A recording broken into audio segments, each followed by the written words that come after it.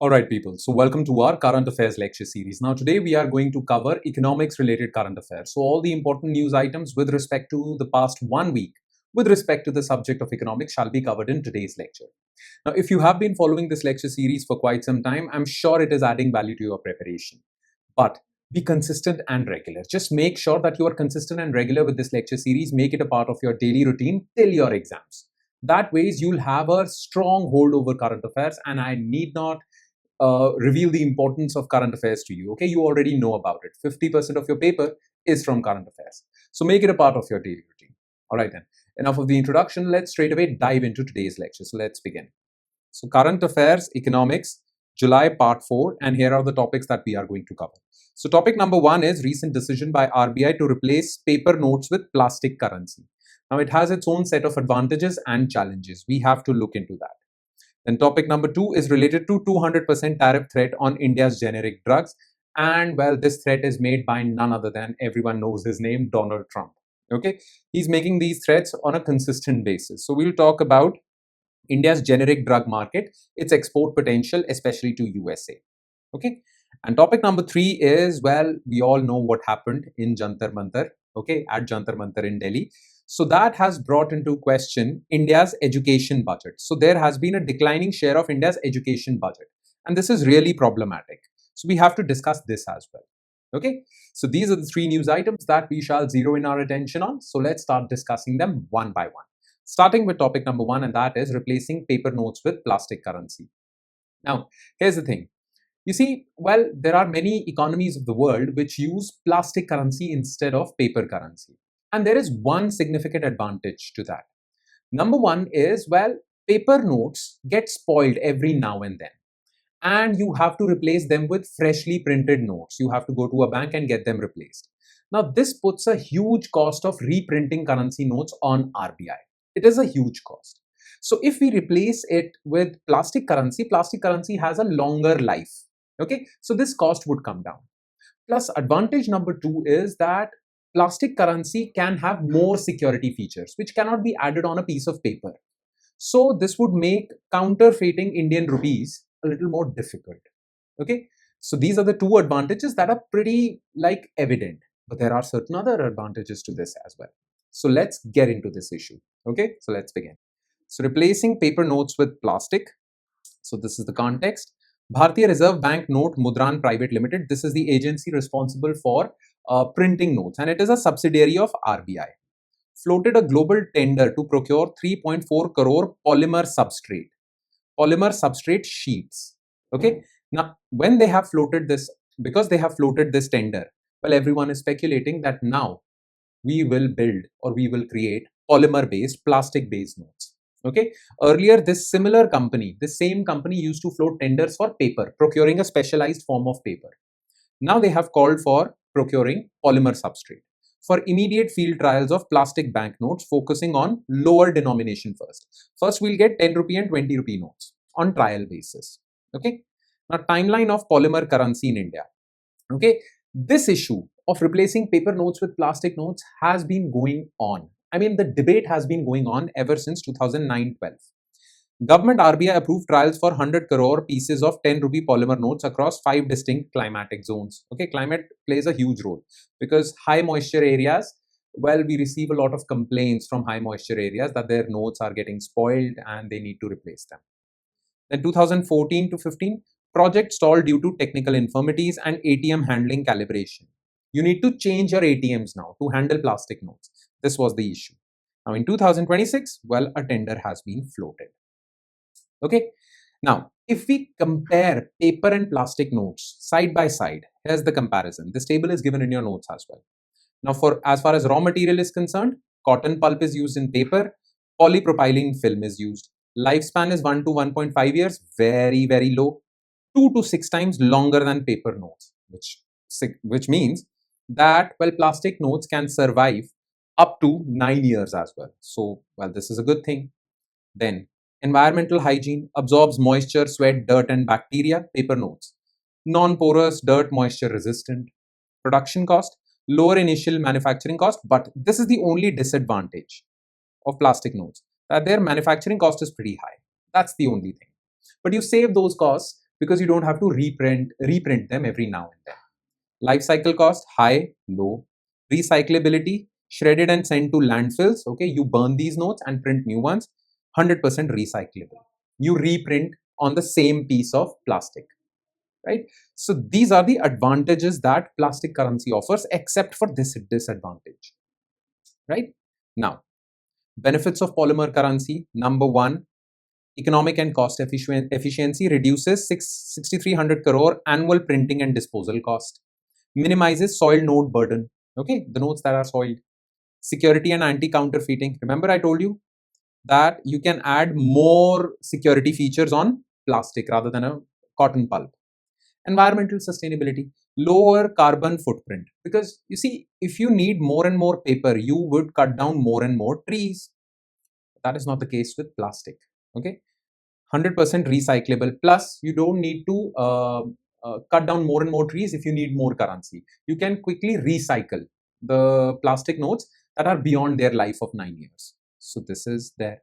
So these are some very good benefits.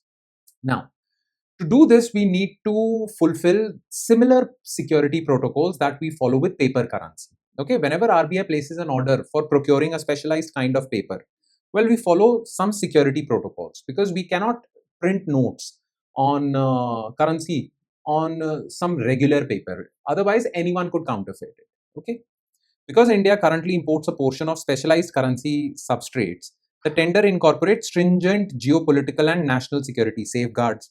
First of all, bidders operating manufacturing plants or entities in China or Pakistan must prove complete structural firewalling from their Indian supply units. Okay, so if a company exists, okay, which provides paper to India, it also provides paper to China or Pakistan. Well, there needs to be watertight separation between the two factories which supply paper to India and China. Sourcing restrictions. No raw material or machinery used for manufacturing polymer sheets can be sourced from Pakistan or India. Naturally so, because both these countries are accused of supplying counterfeit currencies to India. Personnel screening. Individuals who are citizens of or have prior postings origins in China or Pakistan are prohibited from working on the project. Anyone who has ever been to China or Pakistan cannot be involved in this project of printing notes. So these are the security protocols that we have to replicate in case of plastic as well. You should be aware of these security protocols. Now, it's all good. Okay, I have revealed all the advantages of plastic currency, but still there are certain challenges and we have to be mindful of them. Number one, domestic capacity building. Under Make in India initiative, India must establish domestic supply of raw material. We shouldn't be import dependent for plastic as well. We need to ensure this. Machine and ATM calibration, that is important. Currently, machines, ATMs are adjusted to paper currency. They need to be adjusted, recalibrated on a large scale. All ATMs in India need to be recalibrated for plastic. And coexistence with digital payments. Polymer notes complement UPI and central bank digital currency by serving lower denomination cash dependent segments of the economy. Okay, so this is not more of a challenge, this is more of an advantage only. Nonetheless, these are the two challenges that you need to take care of, right? That would be all. This is a simple topic. Now let's quickly shift our focus to second news item of the day, and that is 200% tariff threat on India's generic drugs. Now, you all are familiar with this story. It is repeating itself. Donald Trump is threatening India with tariffs on different products. Every 2 months, he raises this issue again. Now, currently, he has threatened to apply 200% tariff on generic drugs. So you need to have some background of this issue. Look, there are two types of drugs. There is a drug that a pharmaceutical company spends a lot of money on for research and development. And then once that pharmaceutical company discovers that drug, well, it applies for a patent. Once the patent is awarded, then only that pharmaceutical company can manufacture and sell those drugs. Only that company. Hence, because they have a complete monopoly over that medicine, they jack up prices and they sell it at very high costs because they need to recover their R&D cost as well. But the patent has a life of 20 years. After 20 years, when the patent expires, now anyone can manufacture that drug. So there are these small pharmaceutical companies in India that basically specialize in manufacturing patent expired drugs. These patent expired drugs are called generic drugs and they are extremely cheap because these pharmaceutical companies do not have to spend any money on R&D. That part has been taken care of by the innovating pharmaceutical company, right? So generic drugs are extremely cheap, and India has specialized in generic drugs. In fact, we do not sell generic drugs to India alone. We have a huge export market. Everyone needs cheap generic medicines, and India supplies those to developing countries and even to developed countries like USA. Now, India has captured a significant generic medicine market of USA. Indians supply that. And American pharmaceutical companies do not like that. That is why they have been lobbying for so many years to somehow block Indian pharmaceutical companies from selling their drugs to USA. And now Donald Trump has caved into that lobbying pressure and has threatened to apply 200% tariff on Indian generic drugs. This will have significant impact on India's pharmacy sector. Now, we will suffer because of this, but how can we prepare ourselves? What is the way forward? Let's dive into this entire issue and get all the information necessary. So let's begin. So 200% tariff on India's generic drugs. So this is the threat made by Donald Trump. And Trump basically has also given the reason for it. Trump wants that these Indian pharma companies, these Indian companies should shift their factories. If they want to sell in America, they should shift their factories to USA. If they will make those drugs in USA and sell to USA, tariffs won't apply. So basically, he's saying he wants to bring manufacturing jobs to USA. He is using these tariffs, forcing Indian companies to relocate their factories in USA. Now, that would be really difficult for India, but that is the purpose, that is the stated purpose of President of United States of America. Okay, so he has basically threatened to apply 200% import duty. Now, first, let's talk about exposure of Indian pharmaceutical companies in American markets. How much are we dependent on American markets? So, Indian pharma exposure to US markets, export share. US accounts for 40% of total Indian pharma exports. That's a lot. With these tariffs, we would lose 40% of our exports. That is really, really problematic. Then volume share. India supplies 40 to 50% of all generic prescriptions in USA. 40 to 50% of generic medicines sold in USA are from India. Revenue risks. Top Indian pharma firms derive 50% of their revenue from American exports. So there are so many companies whose 50% of revenue comes from America. They would collapse. This would lead to significant job losses and GDP loss to India. Pharmacy sector can collapse because of this, because we are heavily dependent, heavily exposed to USA. Okay, we need to diversify. That is a prime thing. Now, what will be the economic implications? Now, 200% tariffs on Indian medicines would make Indian medicines extremely expensive in USA. That would mean that nobody would buy those expensive medicines in USA, right? Now, if India wants to remain price competitive, it would have to absorb these costs. They would have to reduce their selling price way low so that even after 200%, their price is competitive in American markets. But already Indian pharma companies who depend on generic medicines, they operate on razor thin margins. Already their profit margins are very low. How can they absorb this cost? So they would have to stop exporting to USA. Then, if some of them decide to relocate their factories in USA, that is also an expensive option. It is very difficult to open a business. I mean, costly to open a business in America. So that is there. Plus, look, all these Indian pharma companies, they manufacture medicines, of course, and export them. But for that, they need some raw material. That raw material is called APIs, active pharmaceutical ingredients. Now, India doesn't manufacture those. India is import dependent for these. Mostly we import them from China. So Indian pharmaceutical companies import this raw material and then manufacture these medicines and then export them. Now, even if some Indian companies decide to relocate to USA, they'll still be import dependent for these APIs. That is not a good thing. We will be still vulnerable even after relocating to USA. Plus, many foreign investment is there in Indian pharma sector. Once these foreign investors will realize that Indian pharma sector is no longer viable because US markets have blocked them, they would pull out their foreign investment. That would lead to significant FDI loss also. And if some significant foreign investments get out of India, rupee would start to decline, and then all hell breaks loose after that. So we will have catastrophic consequences. Now, things won't be good in America also, because American citizens are also dependent on these cheap medicines. Impact on US healthcare. There would be risk of critical drug shortages which are available for cheap, because Indians won't sell to America. So there would be drug shortages. Plus, if some Indian manufacturers decide to sell those drugs in America, they would have to sell them at very high price because of these tariffs. This would increase consumer price inflation in America. So inflation risks, shortage risks. America also runs these risks. Now, this is a risk. The only upside to this is that America will give you 2-year transition window. Okay, so for 2 years, tariffs won't apply, but this is the transition window. Prepare yourself for these 2 years. So these tariffs won't be applicable to India from the word get-go. There are at least, Indian companies have at least 2 years. What should we do in these 2 years? Okay, number one, well, adapt. Search for new markets, adapt, improve your manufacture. If you want to relocate to USA, do that in this 2-year window. Okay, then transition up the value chain. Currently, Indian manufacturers manufacture cheap, very low innovation, very low R&D generic drugs. Manufacture high-tech medicines, which have great margins.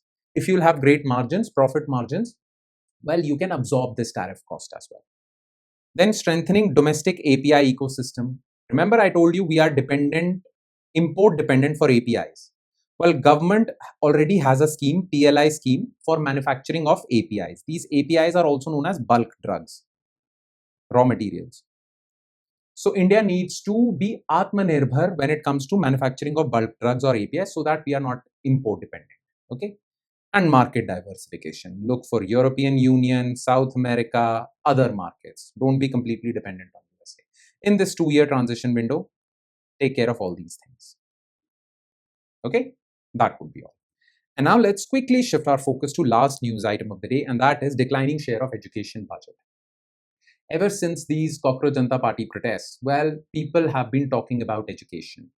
Now, there have been so many debates about education, but one debate is very important in particular. One debate is really important, in particular, with respect to government spending on education.